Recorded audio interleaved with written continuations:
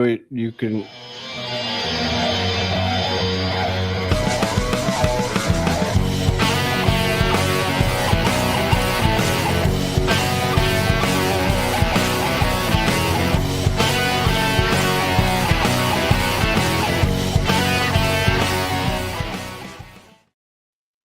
Welcome, everyone, to episode 151 of Rangers Ed, sponsored by Lucarelli Law. If you're in Florida or New York and you need a lawyer, call Lucarelli Law and tell them the boys at Rangers Ed sent you.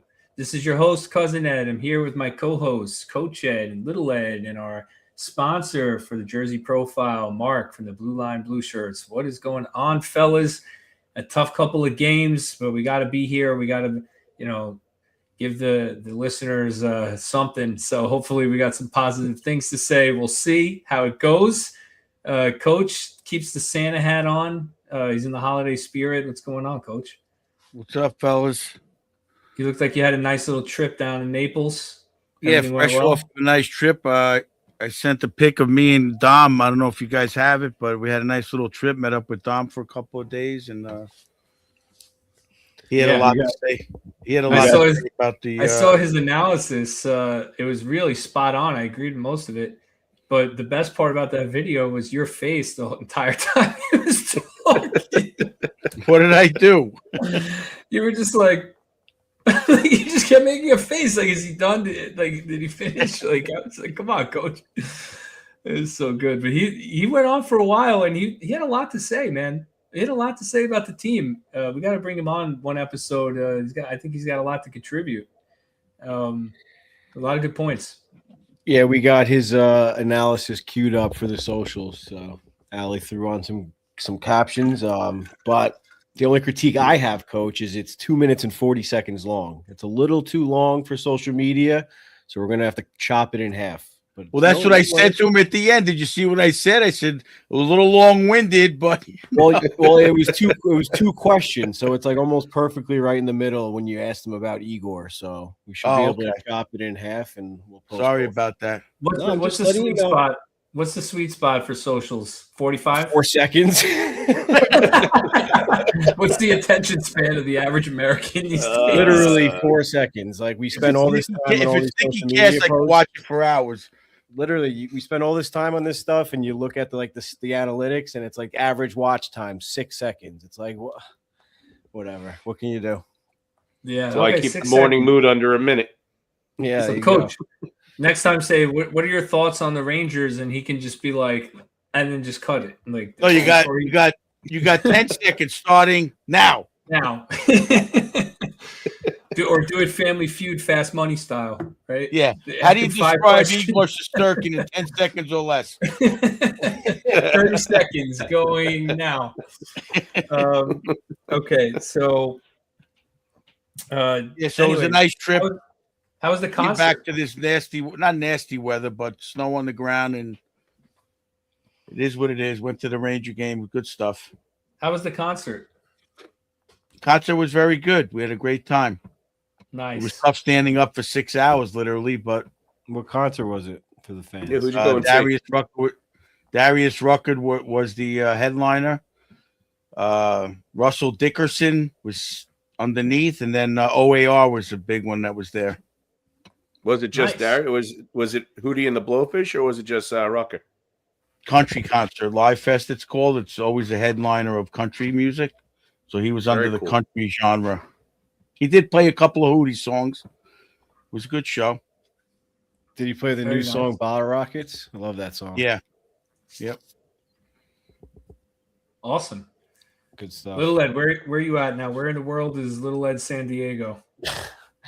I was up in Bangor, Maine earlier today. I drove up there last night, and I'm making my way back home. I got a client in Woburn, Massachusetts, right outside of Boston tomorrow morning, and then I'll be heading back home. Quick stop in the Bronx. Not much colder than New York, actually. I think we're all sharing the same cold front right now. So it was like just under freezing, around 30 degrees. But I'm indoors most of the time, other than going in and out of my truck.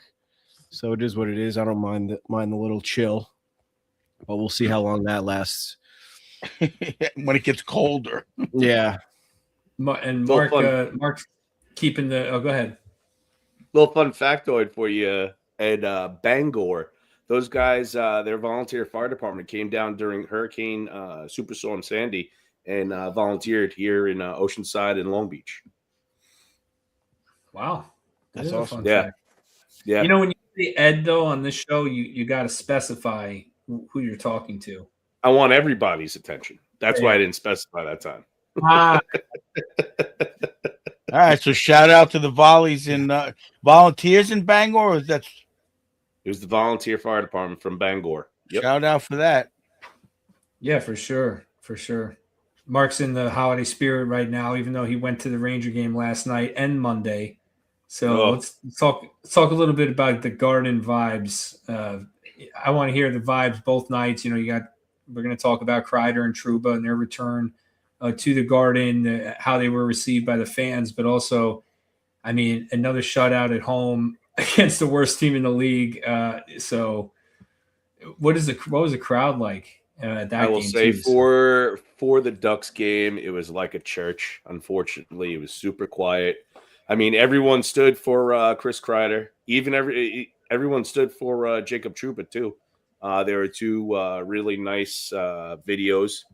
The Chris Kreider one, I don't know if there was a dry eye, so it was actually pretty cool because Chris Kreider's wife was sitting right behind, so you could see how emotional she was, and it was a really nice night.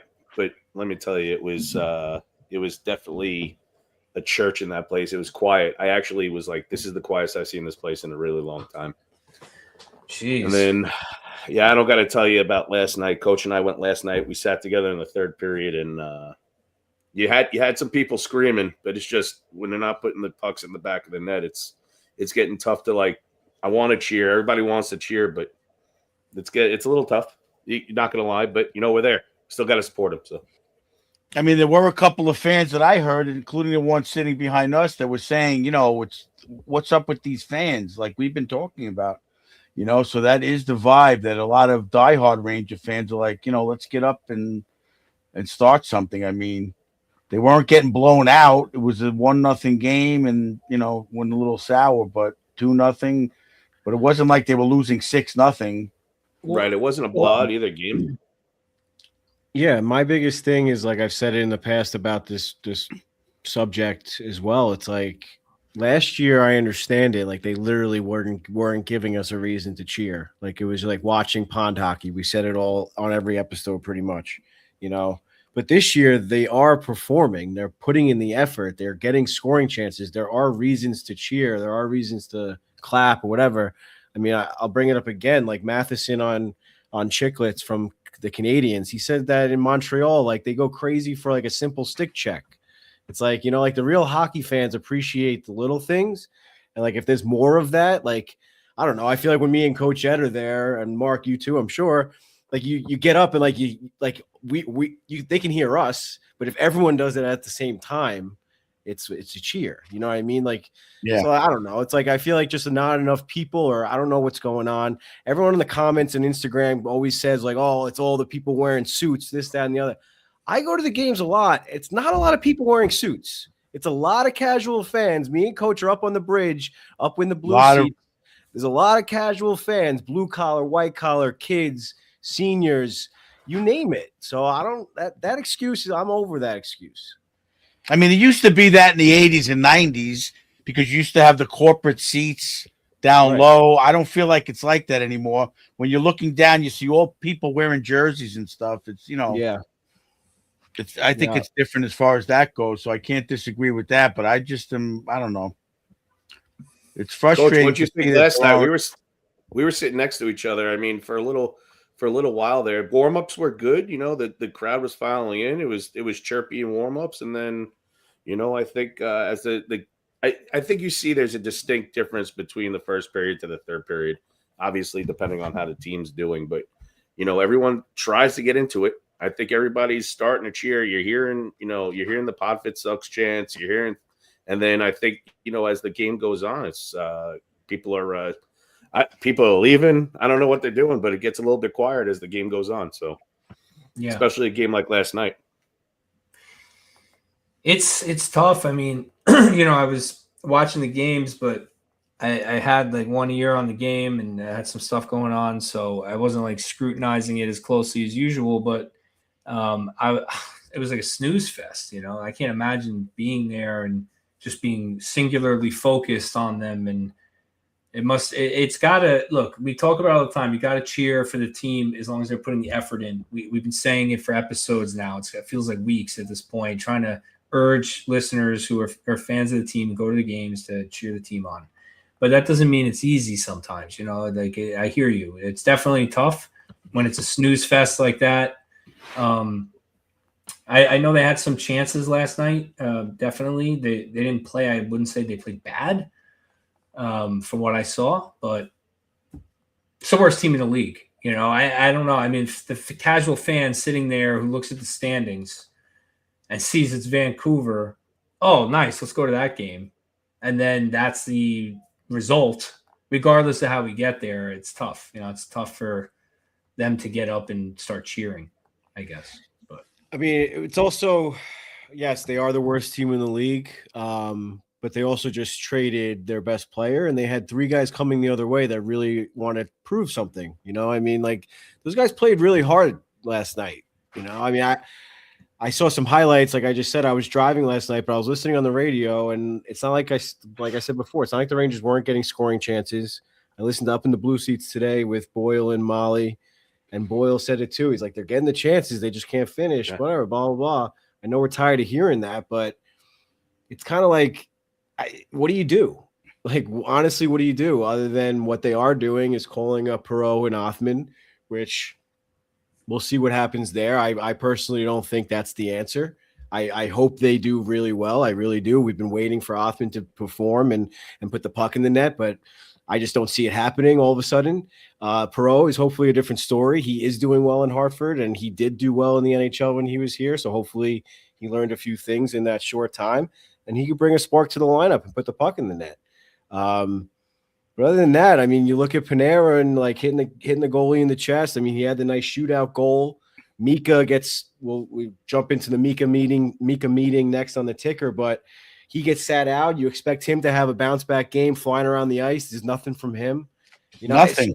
Zero. You go on and on. It's like, all right, well, we need scoring. We need this. We need call up Perreault. It's like we have Panarin. Why are we calling in backup when they have the guys in the lineup to put the puck in the net? It doesn't make any sense. And people harping on Connor Sheary being in the lineup and why is this person why are we even going there again? Why is Panarin and Mika and all these other guys not putting the puck in that? Vincent Trocheck, never mind Laffy. Vincent Trocheck doesn't have a goal in 10 games.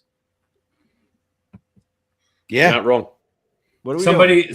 So I'm just letting you go. Somebody clip that, and that's gotta be clipped for socials. That whole rant. I mean, dude, you're spot on. I mean, You can criticize players and say like, Sherry doesn't have the finishing ability to be in the top 6, or fine, I get that, but his role in the top 6 should not be finishing. It should be retrieving pucks, distributing pucks to the finishers. Like that's really what his job is, right? Like.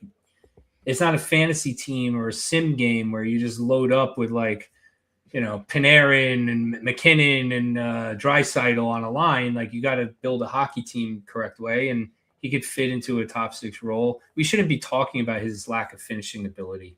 You're right. We should be talking about the guys who are paid to score and them not scoring, and that's really what it comes down to. But look, let's get into it. Let's jump into the jersey profiles, which is sponsored by the Blue Line Blue Shirts. We got Mark here for this. We played a little video.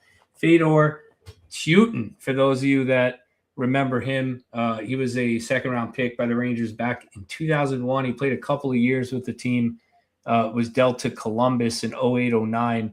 Mark, was he part of which trade was he part of? They made a couple of trades with Columbus then. It wasn't Nash, right? I don't recall. I was having actually a back and forth with Little Ed.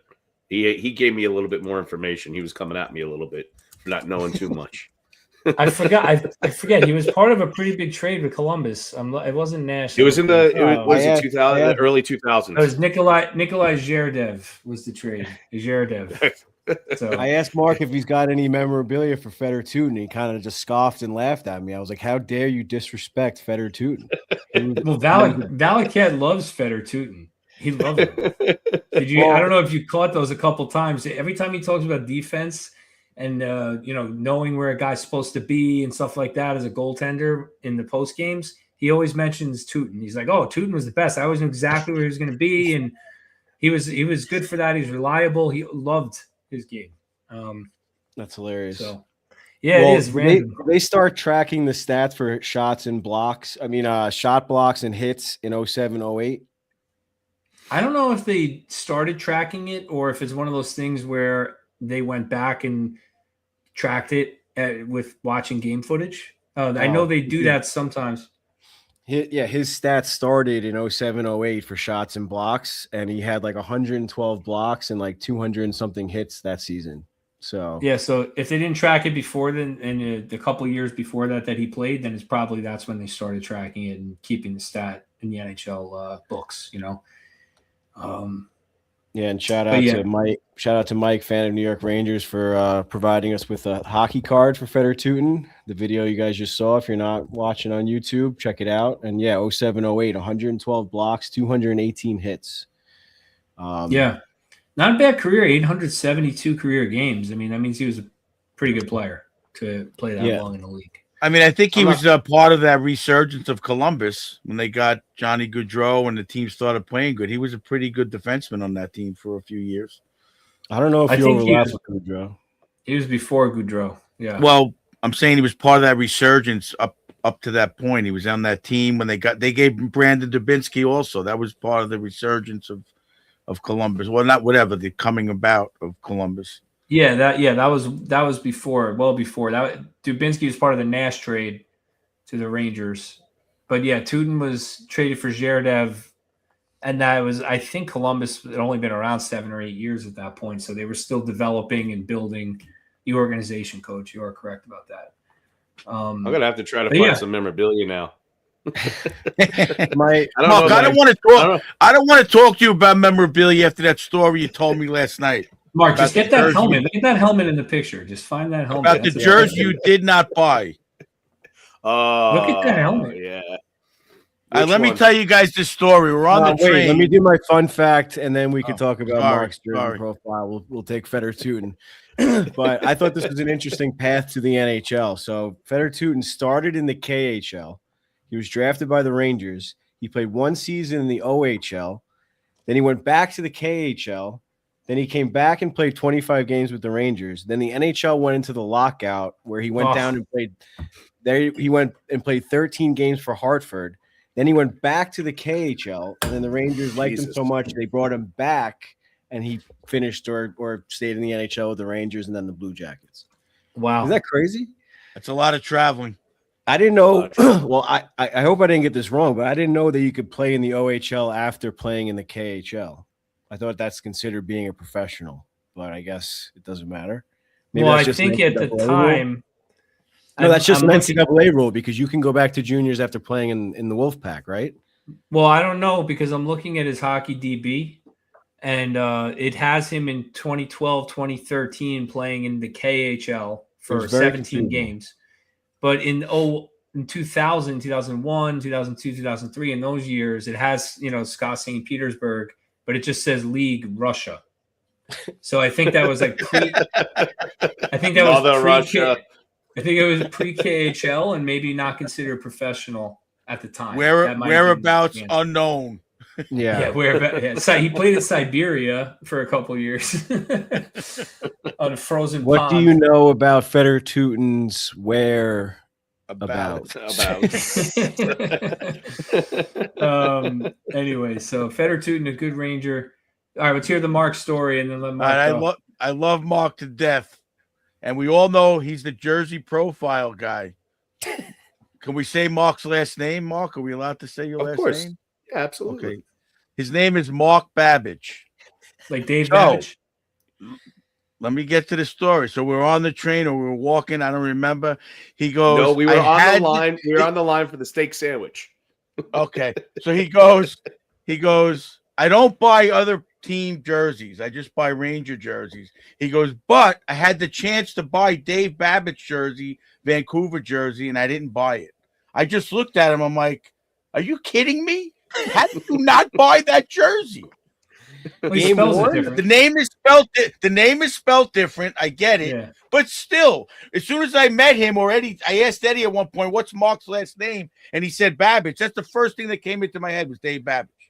Yeah, like imagine someone had like our name but just spelled it with like an A in the middle or something, or like Yeah, or something. or like a U or like a UH. But it was pronounced the same. Yeah, exactly. Listen, the only jersey that I have that is not from the Rangers is the jersey from Christmas Vacation.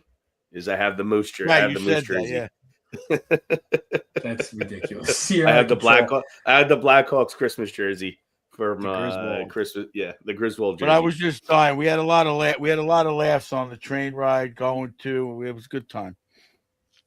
Yeah. Well, it sounds like you had a good time. Unfortunately, the game wasn't fun. But I mean, they had what are you those gonna 3 do? power plays in the first period. That was exciting. Then I hear fans complaining about the refs. I'm upstairs sitting there. I'm going, they had 3 power plays. Well, I mean, What do you know? we could talk about the first play of the game where Kane scored that goal because it was the pick set on Robertson. I mean, but that, Yeah, and then they gifted him 3. They gifted him 3 power plays to make up for it. They're like, "Just score, please, so we don't have to feel bad about this anymore." Yeah, the referee there was was- probably like, geez, what else can I do? Yeah, Well, actually, it got so bad that they gave a junkie slashing to Trocheck. Yeah, yeah. Mark's been on a kick of blaming refs lately. It's Mark. The team is not good. The Listen, team's I'm not going to good, blame. It's I'm not the going to blame refs. last night. I'm not going to blame last night except for that one pick that was set on Robertson on that goal. Yeah, I mean, that's a fluke thing Well- that would only happen to the Rangers, but that's not why they no, lost it the game. doesn't only happen to the Rangers. In defense of the referees, it's tough getting out of the way of these guys. The game's so fast, that if you saw these refs skate, you'd probably be like, "Oh my god, that guy should be in the NHL." Like they're probably such good skaters. Can I just say one thing? I was sitting with Mark in it was alley seats, right? So we're at center ice. We were watching both teams warm up. And one of the first things, well, first of all, I wish Sam Rosen was announcing because they have 3 Pedersons on the team. We were cracking up. Pedersen. Well, they have Marcus, Elias, and who's the other one? You have to look. They have it up. another Pedersen. I have no idea. Oh yeah, There there's was 3 of there's them, though. 3 Pedersens on Vancouver. Oh my god, So, but I noticed that kid Connor Garland, man, in the warm up. Coach. I mean, what? What are we doing, Coach? No, because I'm going to get to the point. Give me a second. First of all, Okay. the big difference I saw in the game was the speed of Vancouver, and the lack thereof of the Rangers. Meek is not slow, but I didn't see any. I don't see the speed like these guys are skating at. To me, that's disappointing. Panarin doesn't have that speed, but there's some Ranger players that I don't see up and down the ice. I don't know if that's the system they're playing again. I don't know, but I don't see it. But the kid kind of gone. I have to say this. I don't care what your thought is. The national anthem, they did the old Canada national anthem. You know how players are fidgety during the national anthem? As soon as they started the USA national anthem, he stood there and he put his hand like this. And I was like, wow. I mean, I thought it was very respectful, and I thought it was pretty cool. I don't know if you noticed that, Mark. Wasn't he American? Yeah, he is, but I don't see any other guys really do that. They don't. They're always like fidgety, and as soon as our national anthem started, he just stopped and he went like that. He didn't move for the whole song. I want you to watch Jonathan. I want you to watch Jonathan Quick for the national anthem. He's I've seen him too. Yeah, he's very attentive to our national anthem. I have it up, by the way, guys. There are 2 defensemen, Elias Pettersson and Marcus Pettersson, and there's a forward. There's 2 Elias Petterssons on the team. Oh my That's right. That's right. Could There's you 2 imagine separate- Sam Rosen? If we ever get to talk to him, we got to ask him what he would do on that. There's a Pettersson. There's Elias no Pettersson number relation. 40, Elias Pettersson number 25, and Marcus Pettersson number 29. Wow. That's crazy. Yeah. All right. Well, Mark, thanks for joining. Mark joined us for the holiday episode, which is being released next week. Check that out. I think we're going to release it a day before Christmas Eve. It's just a little fun game we played, so that'll be out. Mark joined us for that. And obviously, thank you for joining us here in the beginning of this episode. Much appreciated. And we'll talk to you soon, man. Absolutely. I love you guys. Merry Christmas. Happy New Year. Always, I'm thankful during this holiday season for my Rangers Ed family and everybody that watches us and then continues to support myself and you guys. And I love you guys a lot. And thank you for always bringing me on. No, Merry thankful for you, Christmas. man. Happy Hanukkah, Kwanzaa. And love you guys. Love you too, buddy. Thanks, Keep bringing buddy. the morning moods. We need them. Yeah, we need the morning moods to be positive. I'm starting to feel better. I was down and sick for a little while, so I wasn't really able to talk. I was only sniffling. We'll get out on the boardwalk this week. Yeah. Open. Breathe. Breathe. Love you guys. Check out Merry Mark. Christmas. Happy Hanukkah. Check Later, out Mark. Mark at the Blue Line Blue Shirts on Instagram, TikTok, and X. Yeah. Thanks for finishing that. I've been trying to say that for a few minutes. But all right, let's get into the games now. Coach wanted to jump right into the Vancouver game, but wait let's take one a step second. back. I was looking up Connor Garland's family history, thinking maybe he had someone in the military, and that's why he did that. Quinn Hughes is his child's godfather. Wow. Which kind of sucks for that whole situation, but it is what it is. Well, I'm sure Let they'll me trade tell you. Connor Garland soon. And That his kid son's is- name that- is Quentin, not after Quinn, after Quentin from Jaws, apparently. All right. So we got a couple games to cover here. Montreal, home game on Saturday night. The Rangers pulled that one out in overtime with Igor and net. Then they lost to Anaheim on Monday, 4-1 in the Kreider Trouba return, and lost last night to Vancouver with Jonathan Quick and net, a 3-0 shutout for the Canucks. We got to talk about Mika Zibanejad.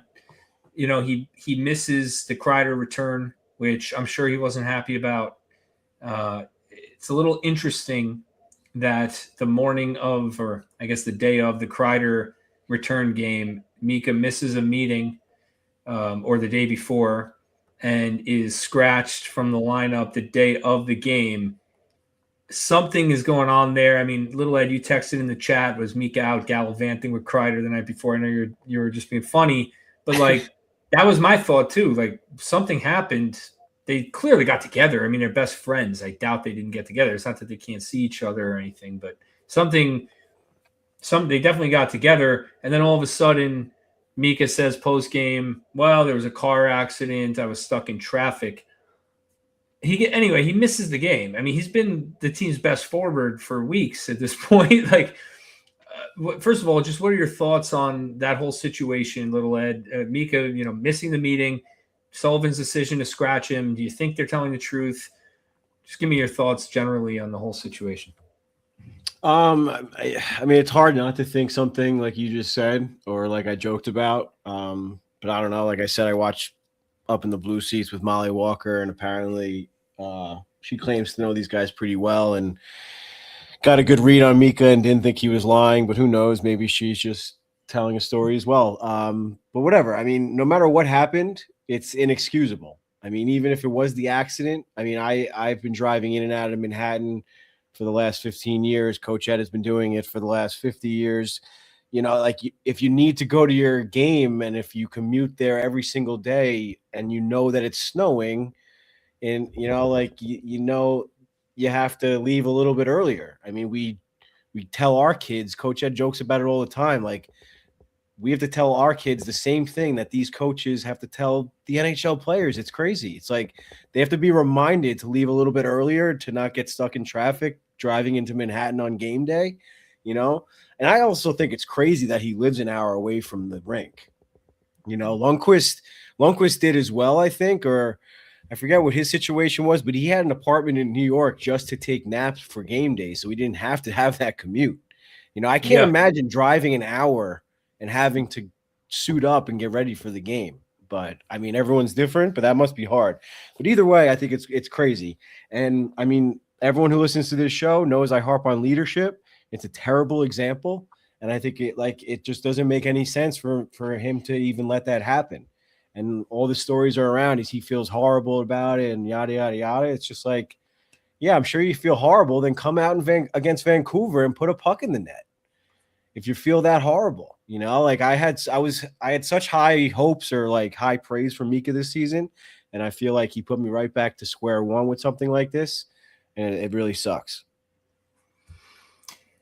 Yeah. I mean, for me, I don't mind the scratch. I mean, we talked in the past when Mika's play was poor that we wanted the coach to make an example of him, that last season in particular. Well, I agree with the scratching. I didn't actually answer your question. I agree with that part. Yeah. And I think it's important that a guy like, a coach like Sullivan, who's won Stanley Cups, comes in, he's trying to keep the Rangers active, in be competitive immediately. But look, the Rangers management probably knows that this is a season where if they could be competitive, great. They're trying to win, but it's a transition. They got a new coach, new players. They turned over the roster so much. They got to set a culture, and you can't have an assistant captain miss a meeting. Like, I don't care what the reason is. He did the right thing scratching, especially in the game Kreider returns. That sends a pretty strong message to the rest of the group about what's expected of them from the coach, right? I mean, Coach Ed, you would agree. I assume, let's just go right into the coach's corner on this. I mean, talking about the scratching of Mika and Scott Morrow as well. So let's cue up Bella. Little Ed, you missed it. I played the Bella ad in the holiday episode. I had to click it. I had to figure that out, but you wanted to hit the button. Yeah, I just. Hey everybody, Coach Ed here. I'm over here in the shop at Bella Italia, Marble Granite and Quartz, picking up my order for a nice little bathroom I'm doing. I've been a contractor almost as long as I'm a hockey coach. So listen to me when I tell you, when you want the quality work and craftsmanship, I'm going to see the boys over at Bella. They serve all 5 boroughs, Westchester, Long Island, all the way out to Montauk. Whether you're a Ranger fan, Islander fan, Devils fan, they're going to take care of you no matter what. Make sure you give them a call, 516-561-1018. Let's go, Rangers.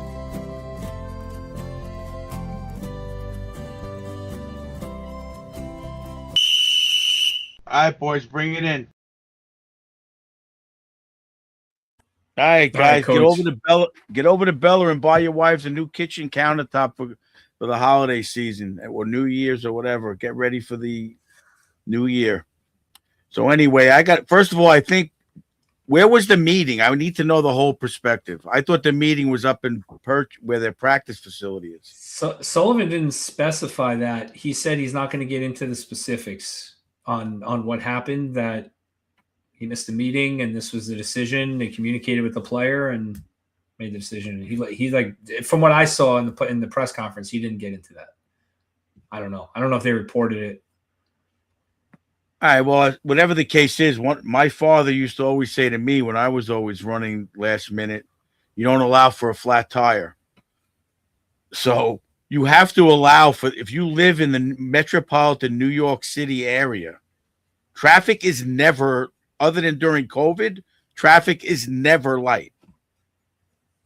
So to me, it's ridiculous that he didn't wake up on time, whatever the reason is. They're holding it all in. So if you're going to hold it all in, then to me, it's just ridiculous that he wasn't at the meeting.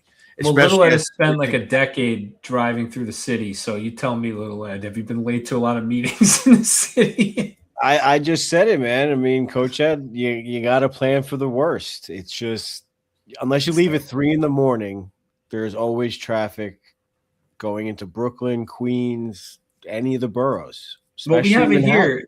We have it here in Miami too. Terrible traffic. There's no public transportation. So like, when I drive to court in downtown Miami, it's with no traffic, it's like 40 minutes. But I got to leave sometimes 2 hours before court because I just don't know if the highway is going to be bumper to bumper for 45 minutes. You just don't know.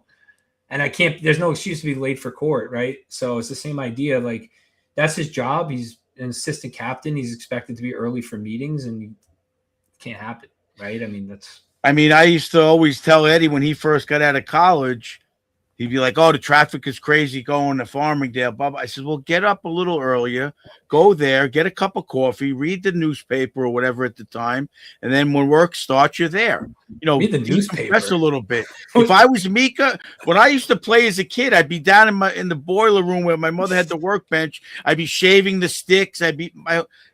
These guys, they should live for the game.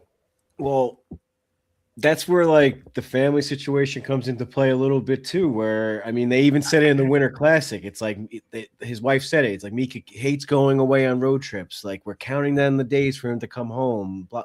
I get it. Yes, you want to be around your daughter and stuff, but then you can't be a professional NHL player at the same time. You have not to a be dedicated one. I guarantee you that the reason why he was late is because he was spending a little extra time with his daughter and his wife or something like that. If it's not a Kreider thing, that's probably what it was.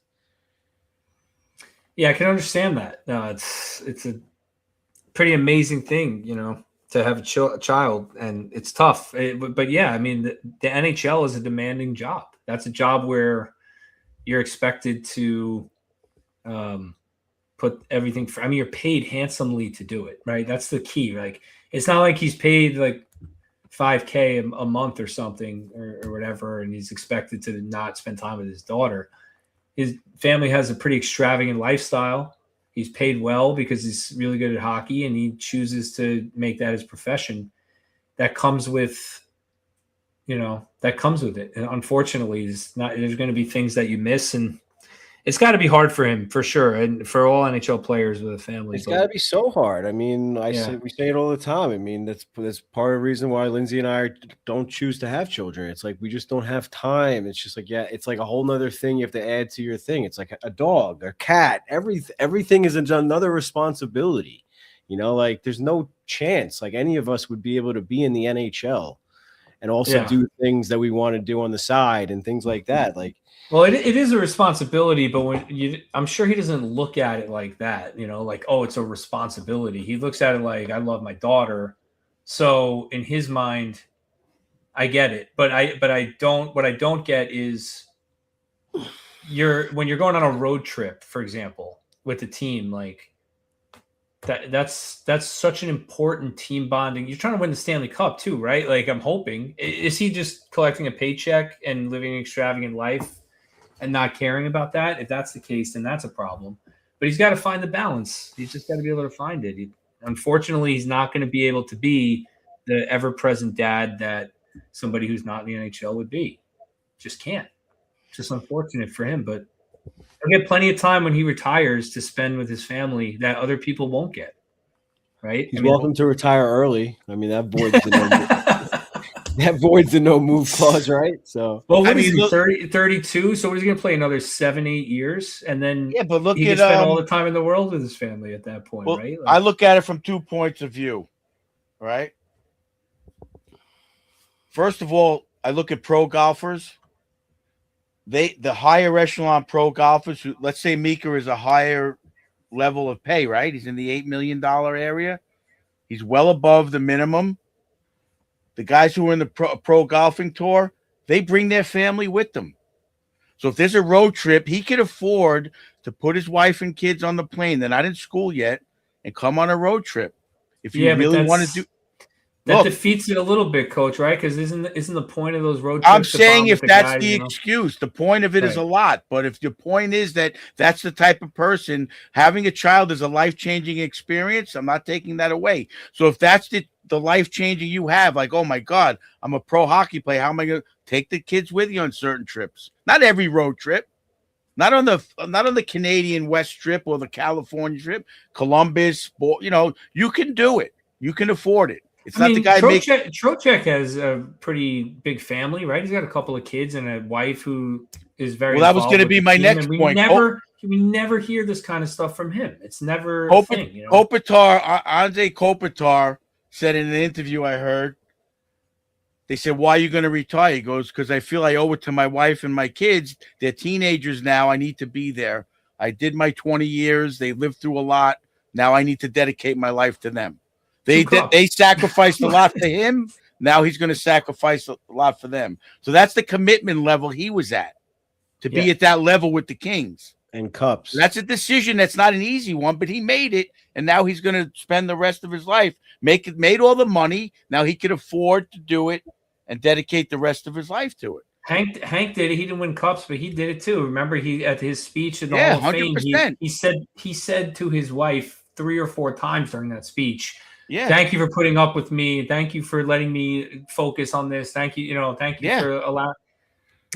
That's part of the game, It's Like part I said, of I'm pretty sure it might have just been like a rumor, but I think he had like his own apartment just to be away from his family to focus on game days.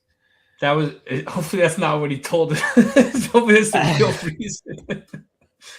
But yeah, that's well. Again, if you're going to be at that higher unbelievable. level of any sport, you need to be 100% focused on that. As horrible as it sounds.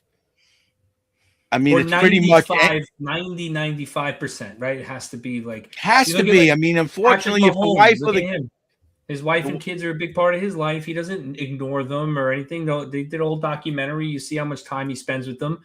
But honestly, she's inside with them in one of the episodes. She was inside. The kids were crawling around on the rug and learning how to crawl or whatever. And he was outside training in his personal football field with his strength and conditioning guy. Like that's, I mean, it's tough. I get it. He probably, part of him probably wants to be inside with the kids, but. And if that's the case, don't live in Manhattan. If the meetings are at the training center, then live closer to the training center so that you can have. This is confusing. He's sold there, right? Yeah, I'm pretty positive he lives in Westchester now because on the Winter Classic, he says to the guy, "I hope you have a lot of questions. It's 53 minutes to get to the game." Oh, that episode came out. I didn't see it yet. Episode 1 came out. Episode 2 comes out tonight. Oh, what's the platform? I forgot. HBO Max or TNT. I guess at HBO Max. All right, I'm looking forward to that. Yeah, that's going to be well. awesome. Then if he did figure that out, that's great, But it doesn't make any sense that he's not at the meeting. That's the bottom line. Well, that's your job. Well, it depends on where the meeting was. If the meeting was in Westchester and he lives in not in Westchester, wherever it is, Rochester, and he lives in Westchester, then that makes it even worse because then he really didn't plan ahead because the traffic's not that bad up there. Or he overslept, hanging out with Kreider too late. We're speculating on that he was trying to get into Manhattan. If he ran into an accident going from Westchester to Rochester, we have bigger problems.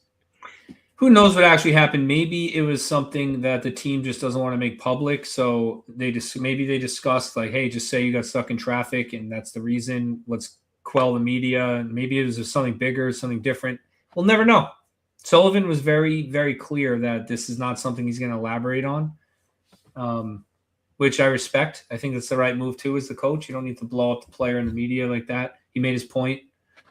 Coach, so you agree with the scratch of Mika. We also had the scratch of Scott Morrow in these games, and you sent the article on why they scratched him. And I read the snippet you sent. It sounds to me like they think he needs to get better at everything. I don't know. Like, I mean, look, I know it's been discussed on this show that there are people involved in this show that think he's really good offensively. I mean, I don't see it. I mean, I saw the kid Schaefer play. That kid moves the puck, skates. I don't see Morrow as any kind of this savior on the power play yet. He got chances to play with Gabrikov last night in the third period. I think I'm going to say for probably the last 10 minutes of the game, they moved Schneider down with Robertson, and he played with Gabrikov. I don't see it. Yeah, he probably has a pretty good mind. He makes a few good passes, but no eye openers to me. So I don't. I kind of agree with what Sullivan said 100%. That was my eye test. I don't know stats of what his analytics are, but I don't see he needs some work. I see him getting beat a lot one-on-one, like just small. I don't put it this way. I know you guys all know I love Robertson. I don't see him playing better than Robertson offensively or defensively. No. That's how I look at it. So I don't see that personally. No. I'd rather give Schneider a chance on the point on the power play. Let that kid, he's got a good head for the game. He shoots for sticks.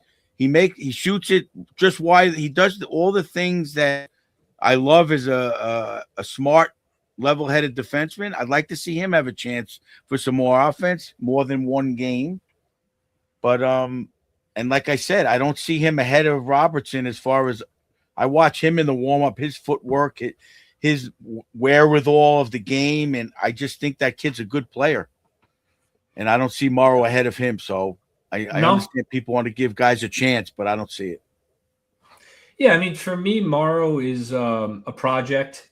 I look at him as a project. You know, he's definitely a very talented player. He's just a little overmatched at the NHL level, so we can't really see it. You know, that's the issue. Yeah. But he has a skill set that is enticing, and he probably just needs a little bit of between Hartford and video and stuff. I don't have a problem with the scratch. I just thought it was interesting that he listed out literally everything he needs to be good at. Stick positioning, body positioning. It's like he listed it all out. Was it Sullivan? I think it was Sullivan. Yeah, it was Sullivan. He literally listed out stuff, and I read it, and I'm like, this is what Little Ed wants in a defenseman, and listed all of it out. We don't need to read this next time in your Norris watch. You know, stick positioning, body positioning, physicality, one-on-ones, but corner work, in front of the net, clearing the crease. Yeah. So and like you said, he hasn't wowed offensively enough where, like, I remember when D'Angelo came up and everyone said how bad he was defensively, which he was. He wowed offensively. But he's putting up points. You know, so it was like, okay. During the power play, he was doing a lot. As much as we hated him, he was really good offensively in those first couple of years with the team. He scored a hat trick running the power play until Fox kind of took his job. So he at least did that. So we said, okay, let him work on his defensive game. Maybe he'll improve, whatever he's doing. Morrow's not doing that. So it's, what is he in the lineup for if he's not going to be, taking over offensively? Honestly, I don't if see he this. were, I don't. If he were, I would say, yeah, well, right. That's the issue too. I don't see that either. He's a way better skater, like you said. But like Morrow, if he were putting up, an assist every other game and making plays and passes that led to chances, and then he had these deficiencies, he'd probably be fine as a 60, right? I mean, yeah, you give him a shot, you give him 8-10 minutes a game or whatever. Yeah, let him develop those negatives that they talked about and the Sullivan talked about. Let me ask you this, I'm sure. Coach. Look, he seems to be the kid that wants to learn. I'm sure he is watching video and stuff, but it's. I mean, like when I commented on Robertson in the warm up, Mark said, "Yeah, where was this? Where was this for the last few years?" I said, "Well, maybe that's what he was developing in the AHL, and now he got to the point where he's got it. That's common sense." It's also work ethic. Bring up a second round pick right away, and he fails in the NHL. Oh, let's get rid of him. No, they held on. And I said to Mark, remember in Hartford, Ed, the fans were like all over him. I remember specifically, I'm like, who is this guy? I didn't know he was a second round pick, but those fans know every pick, every prospect, and they were all over him that game. We were there. So when he came up last year, I'm like, oh, this guy's going to suck. And maybe he, progressively developed, and he's a good coachable kid, obviously, and it's there, in my opinion. Yeah, I see. We said it last episode. We don't have to repeat it, the whole thing, but I had this whole spiel about development and guys take longer, especially defensemen and all that. So you got to be happy with Robertson. He's a bright spot of the season for sure. We talked about it with Keandre. It's like you can't teach that defensive instinct. And I think it's the same thing with Morrow. You can't teach the defensive instinct. If the defenseman has the instinct, say someone like Robertson, and he wants to focus on his defense first, then you could teach him a little bit of offense. The offense comes as more of like a reward. And we've seen it. He's produced. Gavrikov has produced. Borgen has produced. They've all produced. But they all focus on their defense first. You can't teach defense. Not at this level. Not in the NHL. It's not going to happen. It didn't happen with Keandre. It's not going to happen with Morrow. Well, you can teach defense. And like you said, he's not producing enough offensively where you could say, like, all right, don't worry about it. Like we used to say with Fox. Fox obviously took a big jump, but we used to be like, all right, don't worry about his defense so much. He's Vezina, blah, blah, blah. Now it's a different story, obviously, with him, but with Morrow, it's a much lower scale, and it's not happening. Yeah, I mean, but you can teach defensive instincts, but you can't teach players to have the like awareness or sense to act on those instincts in a split second. Like I think that's what you're trying to say, right? Like the hockey sense you can't teach. Like you have that or you don't. Just from playing hockey your whole life, you either have it or you don't have it. Yeah.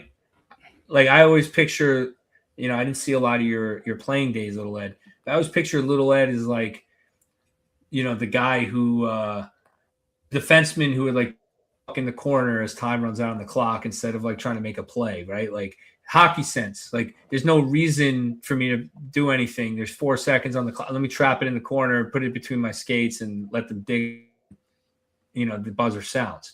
Like that kind of a play. You don't teach that kind of thing. You just understand that through playing the game over the years. So maybe Morrow doesn't have it, Well, you do teach that. I mean, Eddie was good at that stuff because I drilled it from when he was 8 years old. Honestly, every team I coached, but I was actually good at that stuff too, Coach. Would never believe it. But killing an icing. It's just something you listen. It's just something you listen to over and over. Game awareness, but you can teach stick position. You can teach certain things right off the bat. But some players are born with that innate ability to make those split-second decisions. Those are the guys who rise faster and play longer. Well, I think it might have something to do with like Morrow probably has a little bit more natural ability than say Robertson does, stick handling, skating, whatever. Robertson had to focus on these little things and then he slowly developed. And that's why it took him a little bit longer, like 100%. That's what it is. Morrow was probably one of the most talented guys at every level he's ever played at, never really had to show that part of his game to excel and go to the next step. And Robertson probably had to grind to get to that point. And long-term, that is hard in the moment, right? But long-term, it could benefit your development, like you said, like for sure. Now look at them. I think Robertson's, I would rank him ahead of Morrow, not just currently, but future outlook as well. From what I've seen from Morrow, for an NHL defenseman, yes. I'm not gonna like say Morrow isn't that good. I haven't seen enough of him to really do that. And from the scouting reports, I'm enticed, but like I'm not impressed really with the player I'm seeing right now. He's definitely got some work to do. Whereas Robertson looks like an absolute stud. He looks like a top 4D. I think he's definitely a second pick. I'm not going to say he's going to get to like top 2D in the league on a team, but he's definitely, if he played second pair, he's not going to be a liability. The kid, he's a smart player. He's got surprisingly good speed, and that is important in this day and age. I felt so bad for him after the referee set the pick. I mean, he's playing so well too, and then something like that happens to him. You just feel for him. Yeah, it sucks. Okay, I mean, good players with the puck are gonna know that ref's there and do it. You know what I mean? Yeah, gonna make that pick happen. That's part of the game. It's part of being on the ice with all these. You got 14 people on the ice skating, including the referees.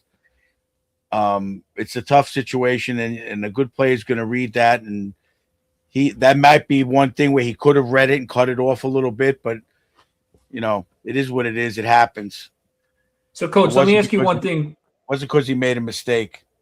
Let me ask you one more thing before we wrap this up and move on. So the Rangers' current situation, we're going to talk later in the episode about the standings and the problem with the leapfrogging teams in the standings. If it continues and they stay where they are kind of in the standings, you see, like Little Ed said today, they called up Othman and Perreault. Presumably they're going to be in the lineup if they're getting called up. Somebody's coming out. Tomorrow, maybe he's not exactly NHL ready. Do you think if this continues, they give him like a longer stretch of games, even though maybe they want him to work on to try to develop him, or how do you think that gets handled? I personally, I don't know how the Rangers are going to handle it. I think Sullivan's smarter than that. Obviously, he said it in that clip you sent me. I think personally, no matter what, he's better off picking up the speed and excelling in the AHL for this season or most of this season. That's my opinion. They're not defensively deficient. They have 6 guys that can play. So why why give him less confidence of trying to play at that level? Let him build that really strong confidence at the AHL level. Perot's a different situation because I think he does have the speed. First of all, he has the hockey IQ, so give him the shot and let him play at the NHL level. But as far as a guy like, I think it's harder to be an NHL defenseman than a forward, obviously, because if you're defensively deficient, puck goes in the net. So it's more pressure, I should say. Whereas you have as a forward, you have 4 other guys that can make the play if you're a winger as far as defensively. I'm a big believer in defensemen going to the AHL, particularly more so than forwards, although I do think it helps forwards too in some circumstances. But I'm a Depends huge on the believer. forward. I just think defense is just such an exacting position. You know, it takes a toll out of you. And these guys are young. Unless you're Cale Makar or Quinn Hughes or something like that, like you got to spend some time in the AHL, get beat up a little bit, learn the pro game. You're right. I have a feeling they're going to give Morrow some run if this continues and they slide and fall out of a playoff spot and it looks that way. And I think they'll give him a run, but I kind of agree with you that I wouldn't either way. I just let him develop. Because he could be a piece next year or the year after. Right. It's also the decision making in the AHL with the puck. You have to make. I mean, it's almost you have to make quicker decisions because I feel like it's a lot more hectic. It's not as much structure. The guys are kind of. You go watch a Wolfpack game or a minor league game. Everyone's just flying around. It's not like. Yeah. I don't know. What am I trying to say, that coach? Like not as organized and structured. Yeah. Yeah, so like just playing defense and going back for pucks, like you said, like you got to get beat up, you got to learn how to take a hit, give a hit, get in that position, get rid of the puck quicker, get the puck up the wall to the forward in a good position for him to make a play. Like that's what stands out to me with Morrow. It's like every time he has the puck, I keep hearing like, oh, he's gonna push the puck up. He's great with offense and this. I see a lot of turnovers. I see a lot of bad decisions. And I see Robertson making up for a lot of his errors. And I'm trying to think specifically, Robertson might have been trying to make up for his error when he got picked off by that linesman. I'd have to rewatch the play, but I think it was kind of like a weird play where Robertson was caught in like where he didn't want to be or whatever. I might be confusing with another play. But one of the goals in this stretch of games was Morrow got beat, and Robertson was trying to recover for him, and he got beat also and left the guy wide open in front. But it's like just like things like that, you got to learn those types of ins and outs of the games, and that only comes in a developmental league. And I'll say it again, the NHL is not a developmental league. It's the final stage of your development. To win. What? It's the final stage of your development, right? Like you the can't idea want is the Rangers to win hockey games and also want all these young guys to develop while being on the Rangers. It's just not. Yeah, you can't. It's not when people say it's not a developmental league. I used to get frustrated, but I've realized what I think they're trying to say. They're just not articulating it in a way that the casual listener or even anybody is not processing it correctly. It is a place for everyone develops in the NHL because you get called up and you're a rookie at some point. So there's no to say it's not a developmental league is not accurate, but it needs to be the final step, right? Like you have to develop your game to a point where when you get to the NHL, now it's just taking that final step to becoming a consistent NHL player. That's all that's left to do for you as a player. Otherwise, it's not going to work. Fine. And Morrow's, or learn getting hit with the speed difference of being like, oh shit, like I gotta work on my speed this offseason, or like just whatever it is, like that's the final step of your development, then it can be a developmental league. But you're right, you're not gonna have a raw player. Like Morrow to me is very raw. He's an extremely raw player. He makes a lot of mistakes. He needs to go to the AHL, try to box out a guy in front and win that battle. When he does that, when he can do that in the AHL, he doesn't win any battles in front of the net. I mean, at all. Well, I talked about it last week on that play. I talked about that one play he made where he cross-checked the guy down, but that guy still made the deflection. Maybe in the AHL, that forward gets cross-checked down and just gives up. But in the NHL level, more often than not, they don't give up. So he's got to learn that. He's got to learn hit and stick, stay with the guy, and don't let him have play in the game at all until the puck is controlled. So little stuff like that, he's got to learn a little bit more. Where you get away with it in the AHL and minor leagues, but you're not getting it away with it in the bigs. Yeah, and Morrow is 6'2", so he's not a small guy. He's got to use that frame a little better, and we'll see. We'll see what happens as the year progresses, and hopefully the team can turn it around. Let's move on though. Let's talk about Igor Shesterkin. There's been a lot of talk about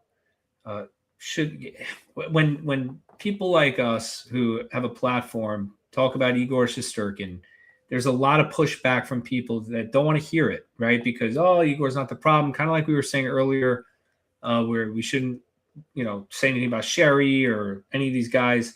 The problem is the lack of scoring. If Igor had the support, he would be the best goalie in the league.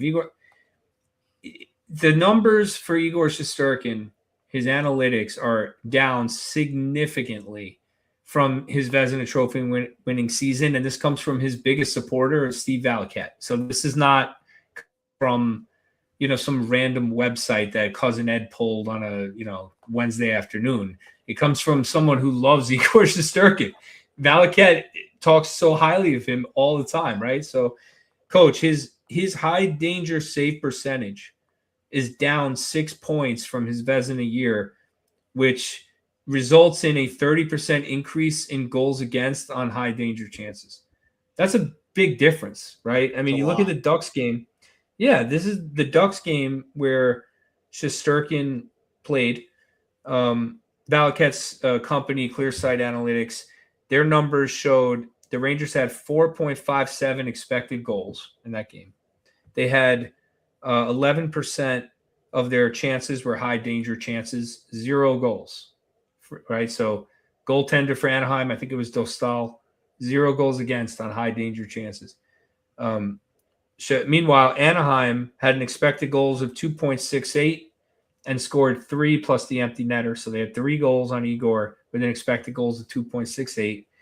6% of their chances were high danger. They were expected to score 1.53 on those high danger chances, and he gave up 3 goals, right? So, I mean, even with those high danger chances, he was not expected to give up 2 goals, and he gave up 3. So when you look at analytics on top of the play, and this is when we get hard on Igor and we sit here, it's because Igor makes $11.5 million. He's paid to be, I say this, he's paid to be the Ranger McKinnon. Period. Like that, he is paid like that. He's our Mikko Rantanen. He is the Rangers, Patrick Kane, circa 2013. He is that guy for us. That's how he's paid. So with that, the Spider-Man quote, comes great responsibility, right? You got to be the best goalie in the league. Yep. You have to be the best goalie in the league. You're paid that way in New York City with a demanding fan base. You wanted that money. He's been great. Don't get me wrong. His playoff numbers have been fantastic. He's won a Vezina Trophy. I have no issues really with Igor overall, but this is not the version that the Rangers are paying for. And if they're going to win games and be better than 15, if they're going to be 20-11 instead, then Igor's got to be Igor. I'm sorry. So that's my spiel. I'll pass it to you, Coach. I'm sure you agree with me for once. We've been agreeing a lot more lately. Must be the holidays. Well, I hate to surprise you, but I disagree with you because no, that's great. Look, content. I love it. I told you, and any of the fans, listen to that Hockey Data show on NHL. Hilarious. You could say all those high danger chances, but there's situations that involve those high danger chances. Was there a defenseman covering the weak side? Did Igor have to worry about the weak side when the shot's coming at him from the high? There's a lot of situations that happen. And my eye test is telling me he's playing phenomenal. The last game I went to, he tracked the puck in Valley's term, tracking the puck. I couldn't believe he saw everything. He saw everything. So,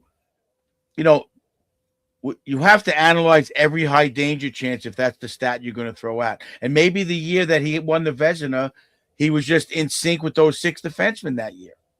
where he Well, they read do. the play So better. just You to be know? clear, they do. So, for example, Valak had noted the Rangers had 11 high danger chances. Only 3 of them were elevated. 2 of them went right into the chest, and 6 of them stayed on the ice. Execution matters, right? So they do go into where the shot is taken, where the puck ends up, the direction of the shot. I don't have that info on the goals against for Igor, All right, unfortunately. so here's But they my do point. track. Maybe high danger chances. You're playing Edmonton, and you got Draisaitl and McKinnon had out of say 10 high danger chances, they had none. Right. And Igor, if he let in 3 in that game where it wasn't the high level players with the high danger chances, then I'm like, oh, he did not do good that game. Maybe it should be like a rating system. Like It has to be a weighted like situation. like McDavid. It's like picking like the tiers in like a golf pool. You have to pick like the 3 guys from the top tier. 3. Yeah. Maybe like McDavid should be like 3 points on like the goals expected chart. Draisaitl 3 points, but like Miko will be 2 point. Whatever. Like you have to take the player into account. We might be onto something. I'm sure. It makes I'm common sure sense. If the Rangers, if Matt Rempe has 2 out of 10 high danger chances, I mean, I think the goalie would be real happy defending a high danger chance from him as opposed to McKinnon or somebody. You know what I mean? That caliber of player. We got to get Mike Kelly on to talk about that. Or he Valley. probably has the stat. We just don't see it somewhere. I don't know. He probably weighs it. He's gonna bring out like a notebook and just slam it on the desk. It's like, this is just Igor's last game. Wake up. It's gonna be like 12 inches tall of just papers. I mean, but to me, Igor, look, I'm the one who complained about it all the time. He's got to stop pucks. He gets paid, but I don't see that the problem. The team's got to be playing. Look, they got shut out. Was it 7 now at home?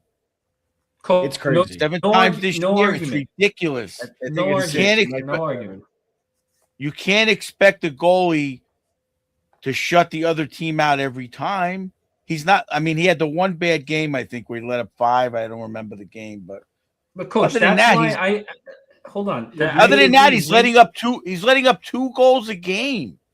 Win-loss record. Don't count the empty netters. First of all, goals against average.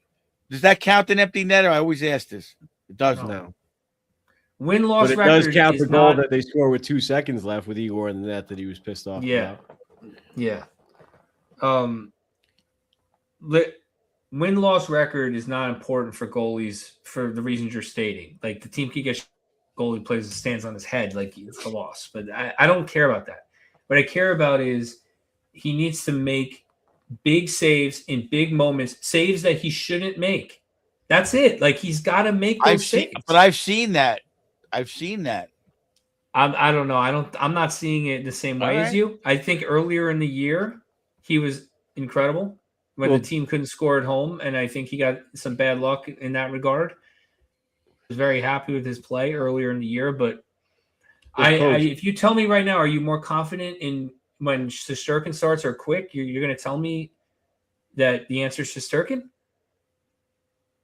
Depending on who's starting. And I know Quick is. I have no problem in that. Realistically, we should be looking at we should be like, oh shit, Quick's playing tonight. Hopefully they can win, even though our best player is out of the lineup. You take our best player out of the lineup and put our backup in, and we feel the same. So to me, that's not good enough. He's a good way to put it. But it also says something for Quick though too. I mean, you can't take anything away from Quick necessarily in that analogy. I mean, I understand what you're saying, but I agree with you. But Quick is also playing very well, so it's like a hard whatever.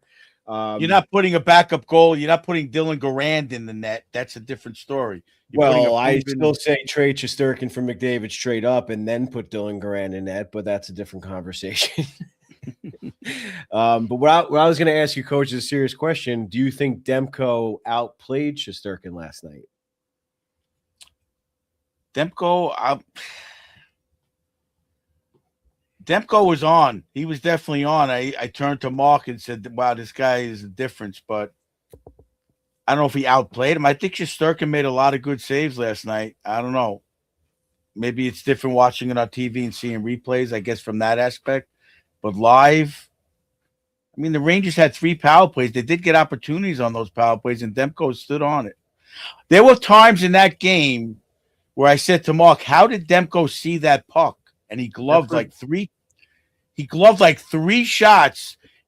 When I was sitting down low, I don't know how he saw the puck and saved it. That's what Boyle said too. He said there was one point that Demko was looking at his glove and the puck hit his blocker. So it's like they can't It's put positioning, it's puck luck. Yeah, exactly. Yep. It's frustrating. Trust me, I was there. It was very frustrating. Well, this to me, the frustrating part. To me, the Igor, frustrating part is the 5 forwards on the power play. I know we're still on Igor, but I just don't. I don't know any other. There's no other team in the league that does that. Before we get there, talking about Igor, that Igor is our milestone moment. One of them. He played in his 3rd NHL game during this period. Pretty impressive for Igor Shesterkin. Also, Will Cooley hit his 200th NHL game as well. Honorable mention there. Milestone moment brought to you by Old Country Tile. Yep. Coach, if you want to do a little spiel about I Old Country. passed I passed their second location up in Port Jefferson today. Unfortunately, I had to go to a funeral, but nice location up on Route 25 in Port Jefferson, right off of William Floyd Parkway. Easy to get to, but you guys should visit that and get your wife a backsplash for Christmas. Or husband or partner or something. Let them pick it out, though. There's a lot of choices. You got to go to the showroom. You can't just pick it out. You got to see it. You got to feel it. You got to go check out the showroom. And if you really need an expert opinion, you can call Coach Ed and he'll meet you there. Definitely, without a doubt. That's part of my networking system. There you go. So, yeah, we got Igor Shesterkin 300 career games here for this week's milestone moment. And then in a second or two, we'll have Cooley's video coming up. Quick reminder, if you're listening on audio, definitely check out our YouTube for all the graphics we put up on the screen. And definitely subscribe. Help us out. Yeah, shout out to you, Little Ed, for making all these graphics. They're awesome. I remember when the graphics were just pictures, and then they became, the transparent images with the black background, and now they have all these flashy, like the logos are flashing and stuff. So you really come a long way over the years. Shout out to you for that. Canva's come a long way too. For sure. So Igor, 300 NHL games, impressive stuff from him. All right, I wanted to talk a little bit about the standings. And Coach, if you we got 2 more milestone moments. This is a long video. I apologize. So I'm going to skip ahead. We got Will Cooley 200 career games in this stretch. Oh, I didn't know you did that. Against Canadians as well. I can't leave everyone out. If you guys put the milestone moments in the thing, I can't not do it. And then we also got the Artemi Panarin first career penalty shot goal against the Canadians as well. So a lot of milestone moments in the Canadian game on Saturday. Shout out to Marky from Blue Line Blue Shirts for throwing those in our shared note. So did I read correctly that was the Rangers' first penalty shot goal since 2015? Yeah, I guess since Dan Boyle, which I was trying to think about that and how did Dan Boyle get a penalty shot? I think he came out of the penalty box and he got taken down on a breakaway. Obviously, I think that's how it happened. It happens. Listen, I remember being a kid and my dad was in the workshop and I was in there with him. I was young and we had the game on in the background and we heard Booka Boom on a breakaway. And it was like this thing where we looked at each other like, what? Like Booka Boom. So at some point, Dan Boyle got a breakaway, I guess. Who knows? All right. So shout out to Panarin for that. That was a beautiful goal. We'll get to that a little later, I'm sure. So the standings, we got to talk about this. Another Valaket point. It gets late early in the NHL, as he mentioned this, and the Rangers are they're wasting opportunities to get points. And with the 3-point system in the NHL, it becomes really difficult to catch teams. You see teams like, for example, the Islanders right now, Coach, they sit second in the Metro. They're 19-12. Do we think the Islanders are going to have a stretch where they struggle? I do, right? But for the Rangers to catch them, let's assume the Islanders have 41 points, the Rangers have 36. One more game played for the Rangers. That's not really that many points. But if in a 5-game stretch, the Rangers go 4-1 and the Islanders go 1-2-2, the Rangers only, how many points did the Rangers gain? 4. They didn't catch them. So that's a pretty big difference. That's a big 1-2-2 versus 4-1, and you still didn't catch them because you've only gained 4 points of the 5. So it becomes like a lot harder to catch teams. So Valaket's saying, and when there's so many teams to leapfrog, it becomes even harder because then you need all those teams to go through a stretch while you're hot for you to catch those teams. And you look at the Rangers right now, yes, they are 2 points out of a playoff spot. Montreal, 33 games played, 38 points. The Rangers, 35 games played, 36 points. It is true, but they do have the second worst points percentage in the Eastern Conference. Only Buffalo, who's in NHL 500 right now at 14-14. At some point, this is Christmas, At some point, the team has got to start winning some games, Coach. Like, it's got to be a 7 out of 8 stretch or something. I mean, every team's going on these streaks. You see, Calgary did it. Even Vancouver, I think they got 3 in a row now. You got to go on these streaks. The Rangers just aren't showing signs of it. And I can get into it. I don't know if you want me to start now, but Panarin's got to pick. I'm sorry. He's got what? There's no way in any situation that Zibanejad, like Eddie said before, and I said it to Mark on the train. He's like, "What do you think of this game?" I said, "I want JT Miller to level Pedersen at center ice, and I want Mika to come out flying and just put on a show." And it didn't happen. And Panarin was invisible on the power play. Yeah, they had chances, but other than that, I didn't see anything exciting. Nothing. Vancouver. Good. He's supposed to be this 100-point player. You're playing the worst team in the league. Did he get any points last night? No. No one did. He should have been lighting it up. I'm sorry. It's inexcusable. About Igor was making some stops. I didn't see Panarin doing anything exciting. No, Panarin has to be the best player on the ice, Last night against the worst team in the league, quote unquote. Come on. Well, this is my concern. We talked about this during the live stream, Little Ed. I don't know if you were there for that. I forgot if you missed that one. We talked about Panarin and he's entering his free agency year. And I do not want to pay this guy. I am not Little Ed level or Coach Ed level of Panarin hate. I'm not.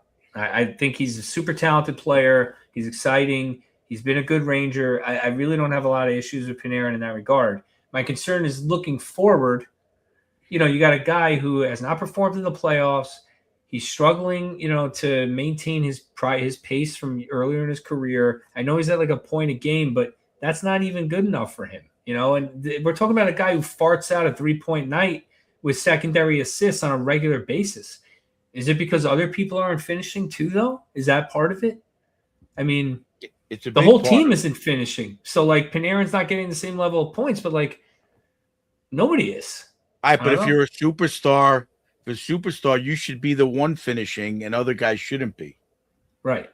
That's the reality. To me, we shouldn't be like we keep seeing in the chat here. We shouldn't be picking on Connor Sherry.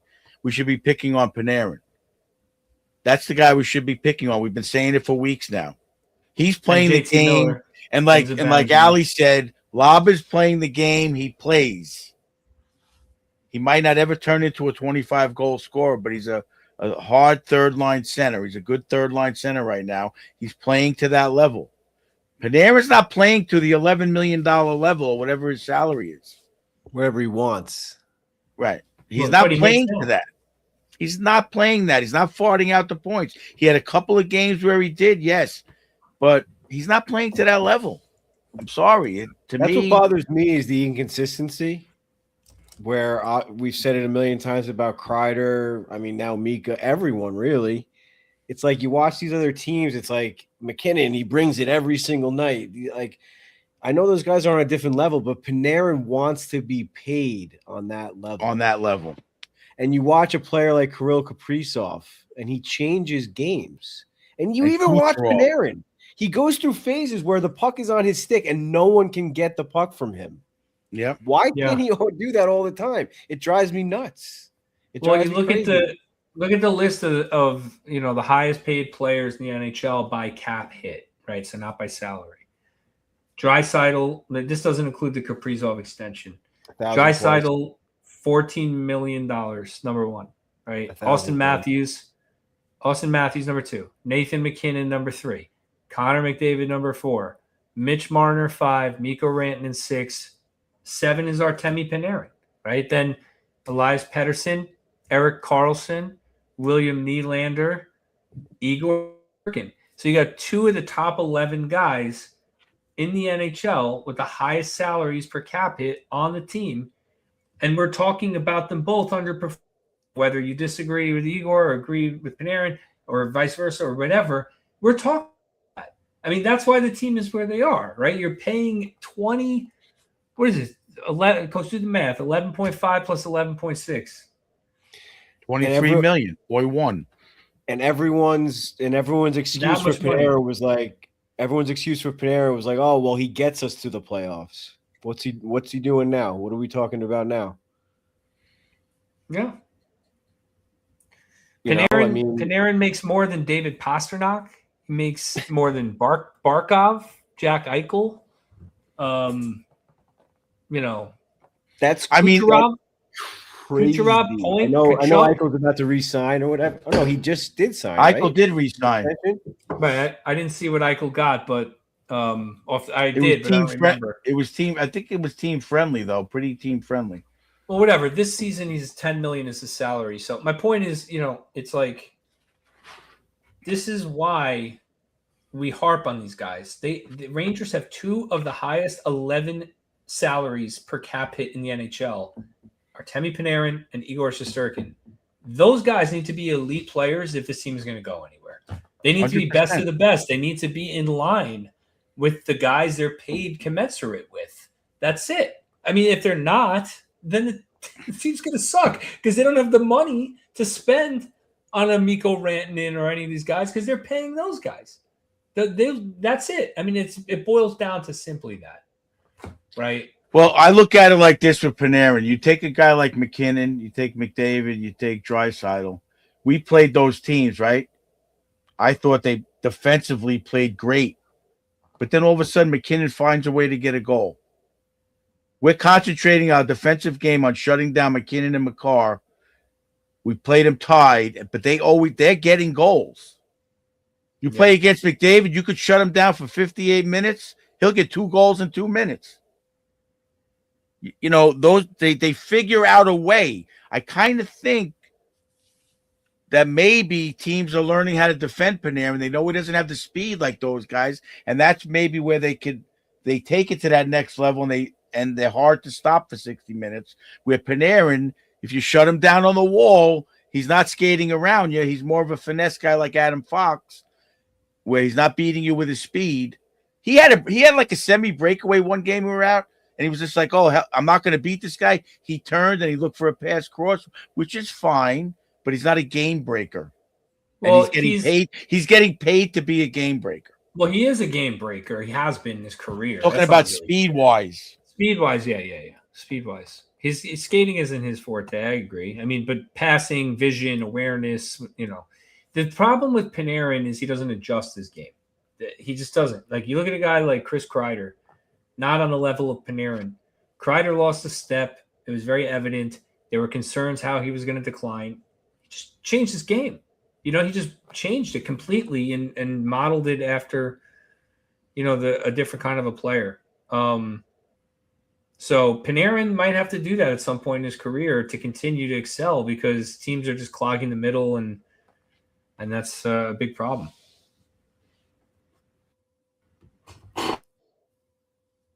Yeah, so Mark just sent Jack Eichel 8 years, 108 million, 13 and a half a year. That's a pretty good team-friendly deal, in my opinion, because in 8 years he should be making even more. So he took it to stay there. He took it to develop the team. He's going to be rich for the rest of his life and his kids, and he's going to live in Vegas in a good environment and be able to build a team where he wasn't greedy. 13 and a half is nothing to shake your head at by any means, but I guess technically. But in 8 years, it's not going to be that much, is my point. For a guy, for sure. If the cap keeps going up like we keep talking about, I mean, you look at Kaprizov just signed for, I think, 17. I'm sure Mark's going to text us. But I think Kaprizov signed for 17. So Eichel, I'm sure, could go on the open market and get that from a team like Utah or someone that like would just throw the bag at him, But like I said, or like we always say, if these guys want to win, Panarin just the writing's on the wall. I mean, if he came out this year and put up 130 points and said, "Listen, pay me or I'm walking," then maybe Chris Drury wouldn't have a choice. But like the way it's going now, I don't know what this guy's even thinking he's going to get compared to some of these other guys Cousin Ed just named. It's like you look around the league, every single player that comes into the Madison Square Garden plays better than Panarin. 100%. Like, and I literally mean like every single player, not just every other star player. Like pretty much up and down the lineup. Last night for the Canucks, Kiefer Sherwood, Connor Garland, you already mentioned. Like all these guys are noticeable. Panarin doesn't do anything. Not only that, not to act like I have a source that I had a discussion with. I can't reveal the source. Uh-oh. But they said that like Pasternak on Boston, same attitude. It's all about him. It's all about his salary. He does perform, in my opinion. He plays a more physical game than Panarin, but he's not really a team concept guy in the long run. Interesting. And I feel Panarin's the same way. For him to say, I'm not signing for less than what I want to get, come on. He could take his salary, his money that he's got right now, go back to Russia and live like a king, let alone in the United States.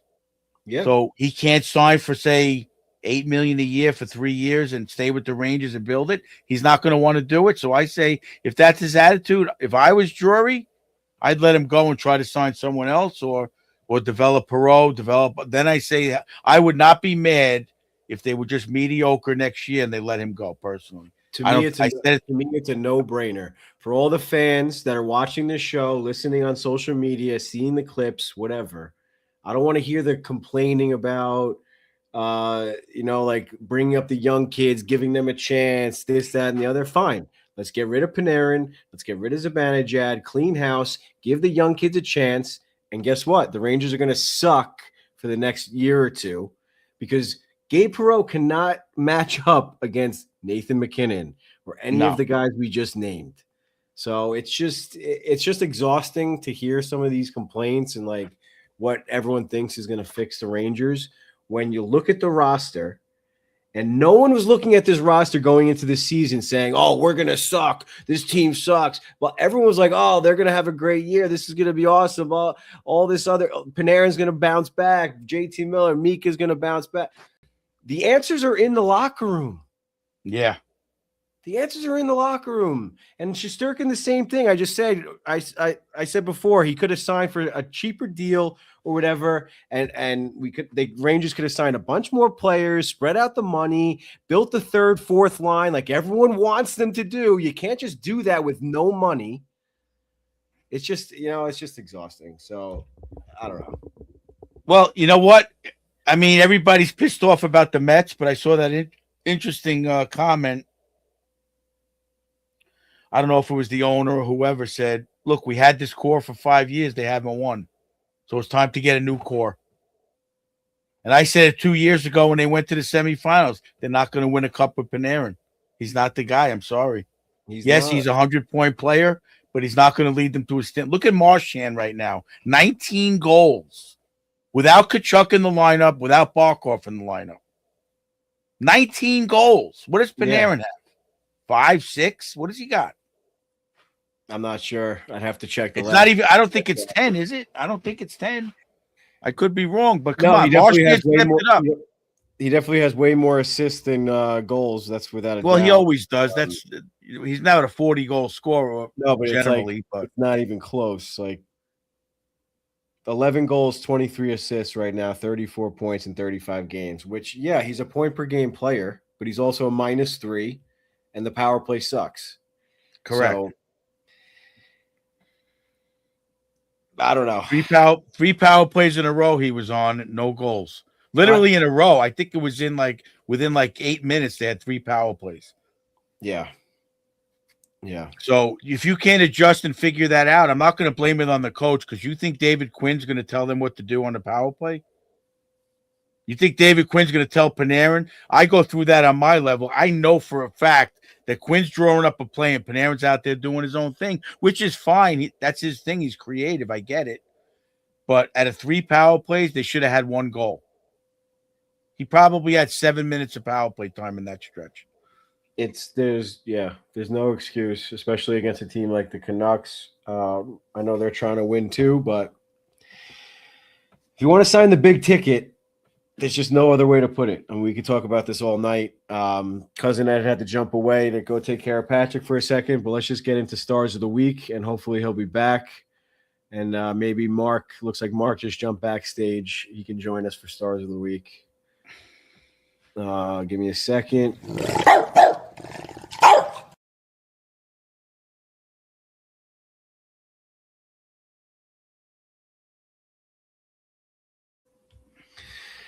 Stars of the week, of course, sponsored by Suitor Sweet Treats and Coach Ed's Doghouse. Can't forget that.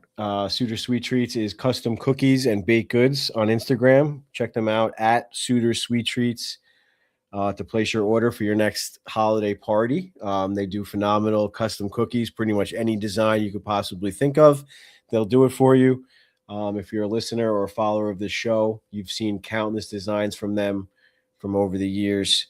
For parties that they've done for us and for parties that they've done for other people. So definitely check them out. They're both very talented twin sisters. So yeah, love them. Love you guys.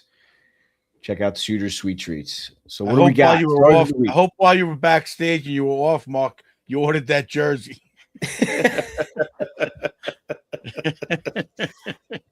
You know, I should tell Kim because there's nothing that I've left her to be able to get me for Christmas, but I don't think she's going to get me that. Tell the truth, Mark. You didn't think about looking for it. You didn't search for it since last night at all. Well, it was a game-worn jersey, so they don't come up often. I regret not getting it. So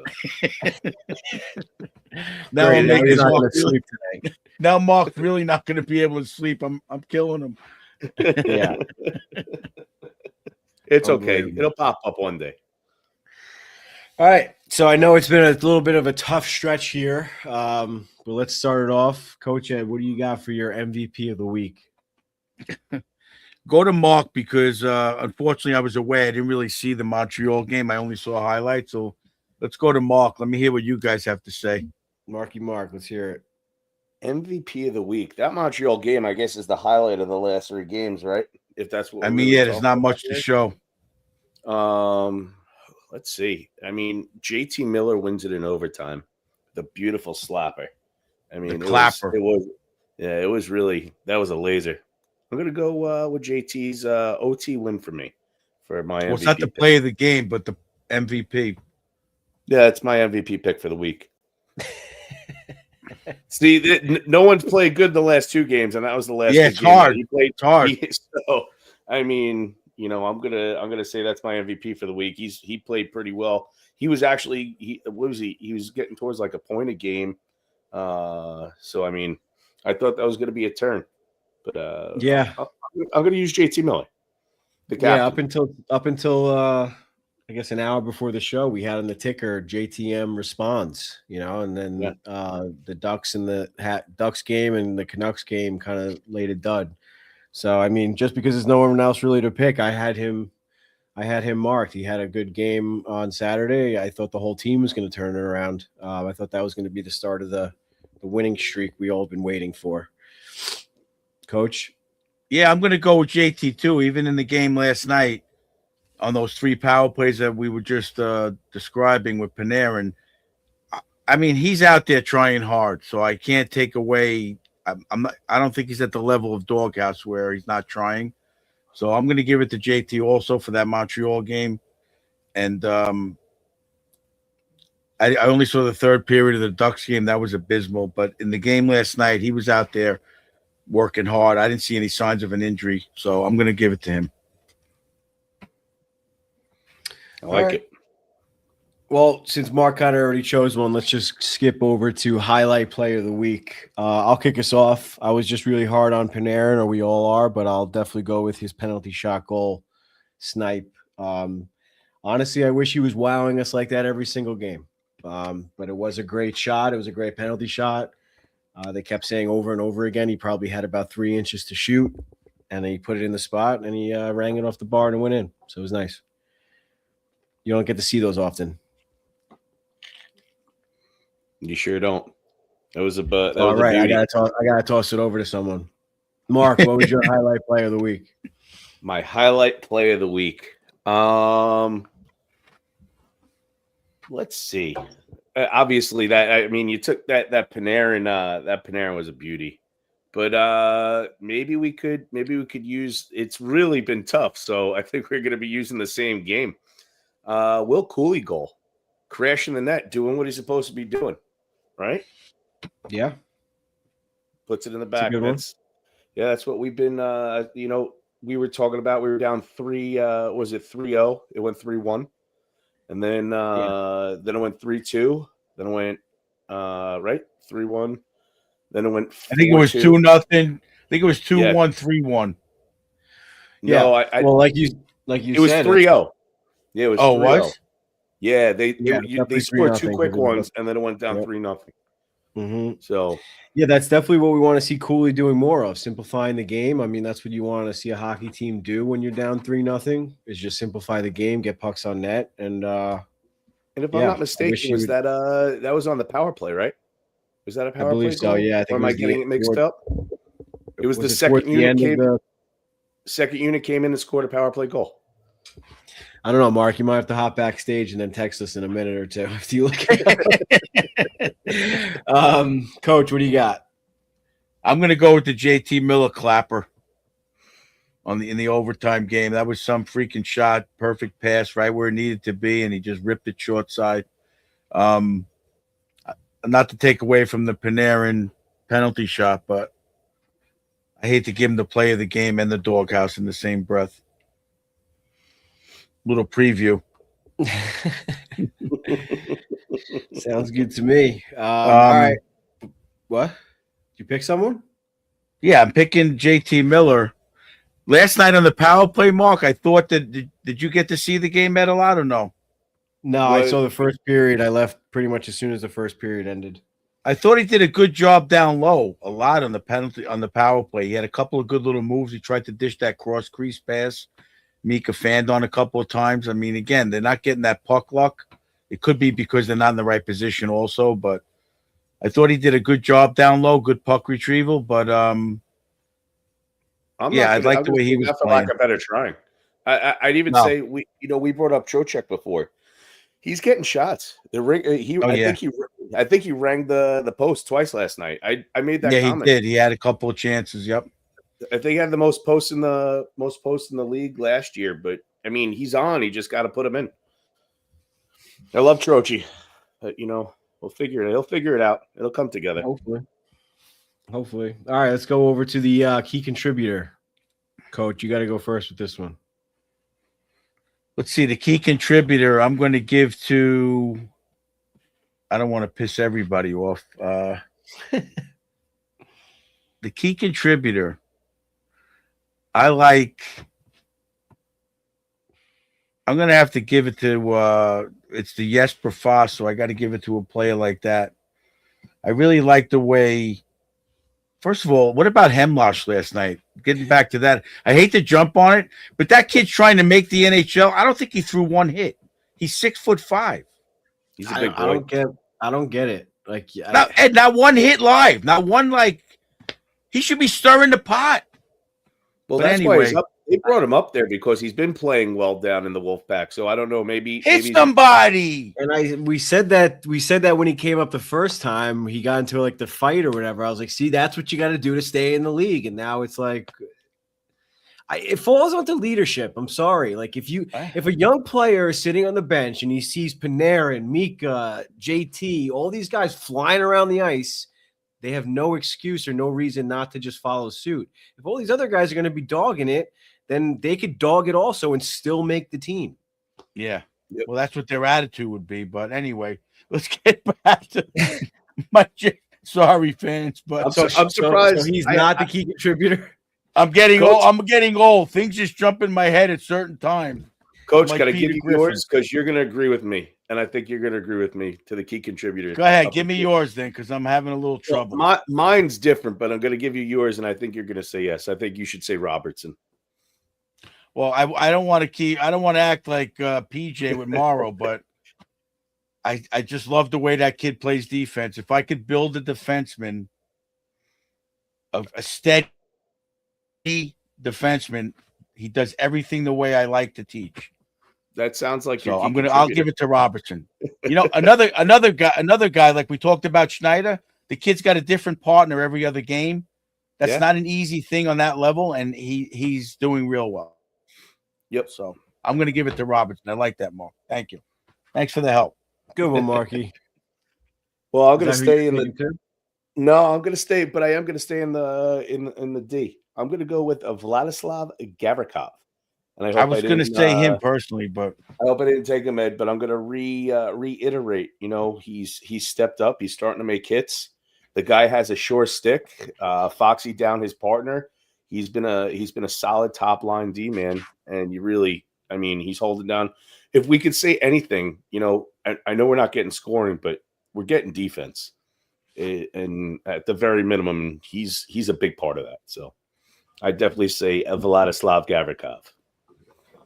Yeah, that's a good one. I feel like I just fall back on this pick every week or most weeks. I'm just going to go with Jonathan Quick. I mean, he came in again after being injured and having that emotional last game or whatever with that scrum against Detroit, you know, and he just comes in and does his job every single game. You know, every game he comes into play, it's not like, oh, he hasn't played in 3 weeks. He could be rusty. He comes in, gives the team a chance to win, and then goes back to being the backup every single time. It's just you can't ask for anything else from someone like that. It's the exact opposite of what we've been complaining about on everyone else on the team. And Jonathan Quick, a 40-year-old backup goalie, is like the heart and soul of this team. It's crazy. Yeah, sorry about that, boys. My son is doing this thing where he wakes, he's teething, and he's sick right now. So he's doing this thing where he's getting up and crawls in the crib and starts pulling on the wires on the camera. And my wife's asleep because she's woke up at 4 a.m. today or whatever. So I had to run down and deal with that. So I'm sorry. Speaking of Mika Zibanejad and his daughters, here we are. So key contributor, I'm surprised you guys didn't pick Connor Sherry.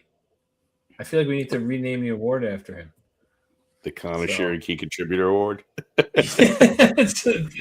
he's taking over that role. But Mark, thanks for hopping on. I appreciate you joining back. All right, so what do you got left? Doghouse? Yep. Just the Doghouse. Coach Ed's Copyright Doghouse Award. I already played it. Oh.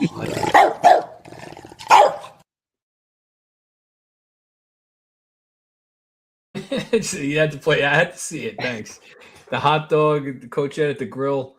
I was down in Naples, and we had dinner at our friend's condo one night, and Andrew asked me, he goes, "Do me a favor, don't let Steve grill the sausages. Can you go down and grill the sausages?" So I forgot my phone. I was going to take a picture. Kathy came down to the grill area, and I go, "You got your phone?" She goes, "No." I'm like, "Shit." It would have been a new graphic. It was nice to be barbecuing in the warmth. Oh, I miss barbecue. It is nice. But anyway, so who's going first? You, coach, it's your award. Well, do we really have to say who it's going to be for me? I know. It's the bread, I'm man. Panarin's back in, man. I'm sorry. The stretch of games, the Ducks.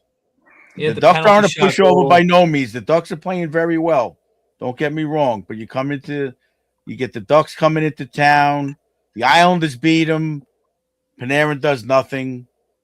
Vancouver, Panarin does nothing. I'm sorry. What did he get in Montreal? He got the penalty shot goal. Anything else? Yeah. You got the assist on the overtime goal. But anyway, he's just got to be doing more. I'm putting Panarin. Just 1 point. Just one. Wow. One goal. Looking at the game log right now. I wanted to put somebody else, but go to you guys. I'll add it when I think about it. He had an assist. He had an assist in the Ducks game. So But he was a -1. Yeah. So 5 shots.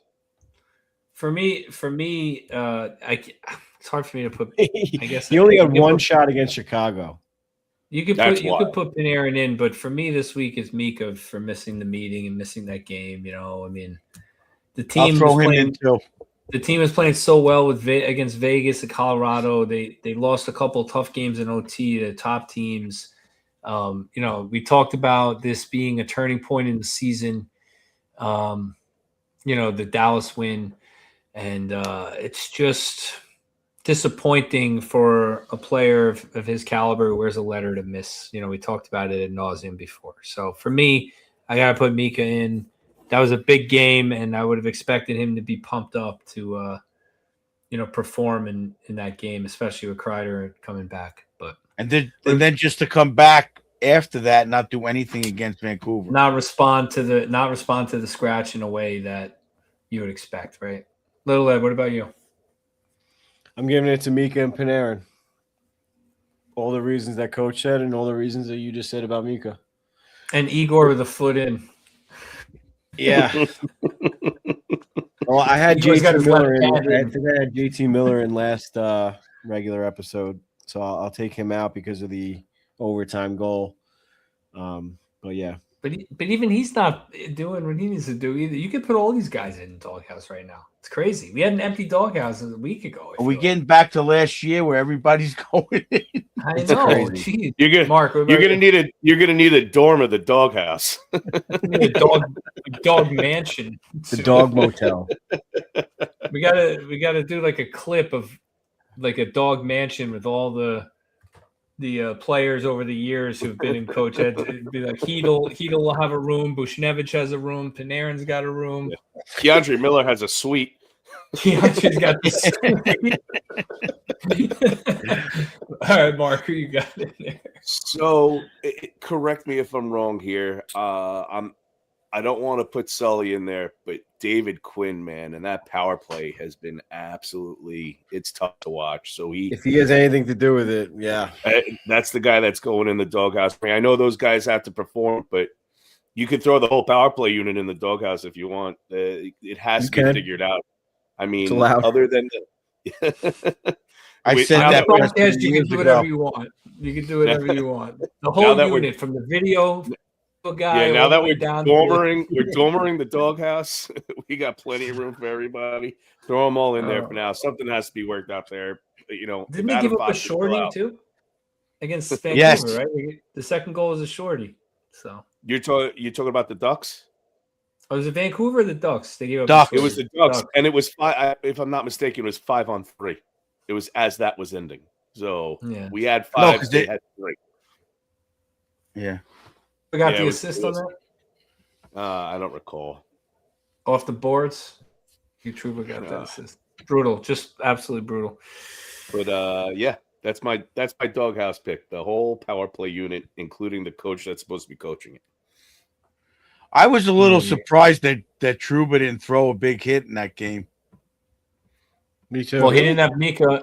He didn't have Mika on the ice to knock out the game. Imagine. I was waiting for that. I was a little surprised that something wasn't going to develop on that personally. The old flying elbow. Yeah, exactly. Again, but getting back to that, Mark, I don't disagree with the power play, but I was saying before, I don't know if you were listening when you were backstage. I can't blame it on Quinn because I feel like, to me, like a guy like Panarin's uncoachable in that situation. I mean, you're going to run plays, and Panarin's very creative, so he's going to do his own thing. So it's difficult to blame the coach because the coach, like I go through this with my skilled players. Again, it's on a lower level, but you show them plays, and once they get in the game, I'm like, why didn't you do that? Because they just see the ice different, and they do it, and I'm like, you got to move down lower. You got to be in this. I'm trying to teach. And Panarin, I feel, would be the same thing. Not knowing him personally, but watching him, I feel like he's going to do his own thing. Yeah. You don't think a coach's drastic change could shake that up a little bit, though? I don't know. We're doing the same thing over and over. What do you mean drastic change? The only drastic change you could do is not put him out on the power play. What's missing in the power play right now is Adam Fox. I mean, he's one of the best power play quarterbacks in the league, right? So, but yeah, the only thing. Actually, you know what I read? Do you guys know Zach Jones is actually playing really well in the AHL right now? Of course he is. Yeah. Oh, I took a picture of someone had a Jones jersey on last night. Supposedly he's playing really well, and he's on the power play as well. Hey, that guy can play. That not only can he skate, not only can he have offensive mind, plays a good, well-rounded game. There was no doubt. I'd rather have Jones out there than Morrow.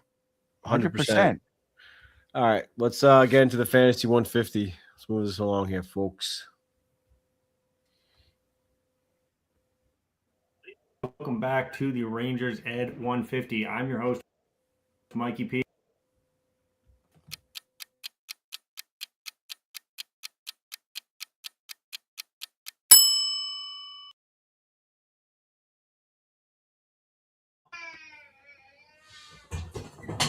And first up, we got the top performer.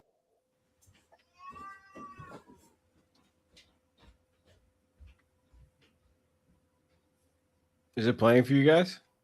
Nope. It's all right, though.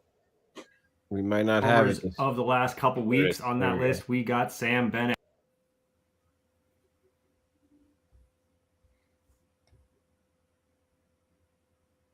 It's just loading a little difficult. Yeah, it looks like we might not have it this week. Last episode, we called him out for putting up 12 points through his first 25 games played. Yeah, we're not going to run it this week. We'll post that on social media for you guys following us for the Fantasy 150. And let's just move along with this episode. Coming up next, we got the upcoming schedule. If I could just we lost Mark too. I'm here somewhere. I'm trying to do a million here at once, of course.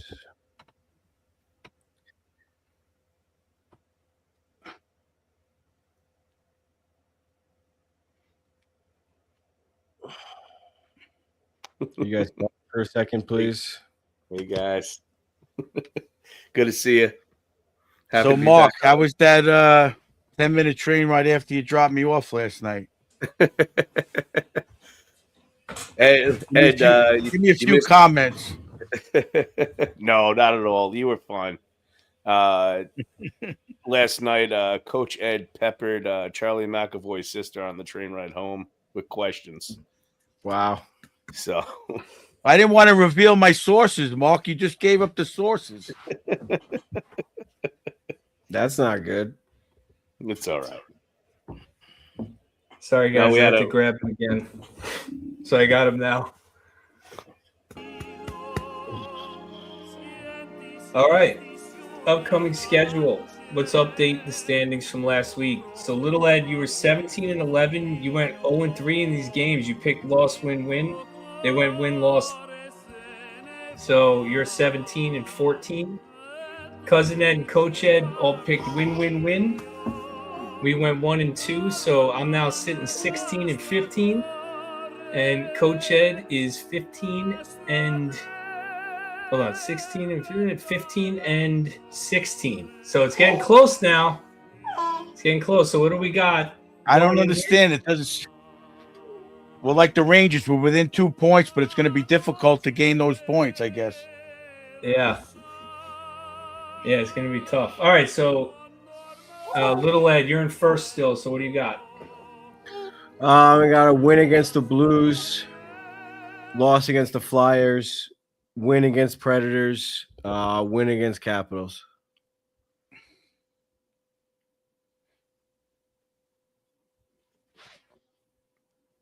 Coach, what do you got? I'm going to go with win, loss. Mark? I am gonna second Coach's win, loss. We haven't beat the Caps in a while. I would love to, but I'm gonna go win, And win, loss. Logan Thompson's probably going to shut the Rangers out just to piss Cousin Eddie off. Unbelievable. Well, let's hope they can bounce back in this stretch. I think we've ripped on them enough for tonight and for this week. So let's wrap this one up. You guys got any final thoughts? I mean, just to say in that 4-game stretch right there, if they don't come out with 3 wins against those teams, I think we're in more trouble than I suspect personally. I hate to be negative, but they got to come out with more points than not. Yeah, I mean, I don't know. I'm trying to win the thing, but also like not be negative. So I'm gonna go win, loss. Because that's the only one who actually thinks about the competition and not just tries to predict the thing. So. it hasn't helped me. So I would love Coach Ed from the top ropes right now to change it like he did last week and just go 4-0 again. 4-0, all wins. I mean, they're 4 games they can win. They should win. I don't feel good about that afternoon game at the Garden. Let's just put it that way. They haven't. Yeah, it's been wild on a Saturday afternoon.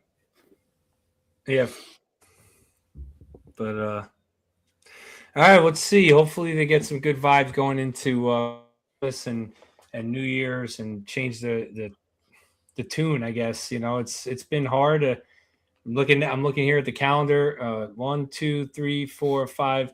Last 6 games, 5 losses, right? So 2 of those in overtime, but nonetheless, they got to string together some wins. You got 7 games left in December. You got to go like 5-2 or 6-1 in those games. If you're the Rangers right now, they got to get some points. So let's see. Let's keep the positivity, as long as we can before the season comes to an end. It's getting late early, as Valaket said, but we'll see, But and hopefully they could keep their outdoor game streak going. That would be nice. Yeah, for sure. And next week we're releasing that episode, the holiday special with the Secret Santa. So tune in for that. It's going to be released on YouTube, as well as the audio will be released on Spotify and Apple and all that. So check that out. Right before Christmas celebrations. Enjoy that. And then the Winter Classic. So, we got some things coming up that we're releasing, so keep an eye out for it. But we'll be back with our regularly scheduled episodes the week after the Winter Classic. Until then, thank you for joining us. Thank you for listening. And thank you to our sponsors. Thank you, Mark and Allie, tonight for joining. Allie's been backstage helping out. And Mark obviously hopping in when I had to step out there. Appreciate you always and all the help that you guys give us. Little Ed, in your hotel room, get some rest. Enjoy the rest of your night. And, till then, everyone have a happy holidays. Merry Christmas. Happy holidays, everyone. Ho, ho, ho. Let's go. Mark, are you dressing up as Santa? Let's go Rangers, and let's go Rangers Ed.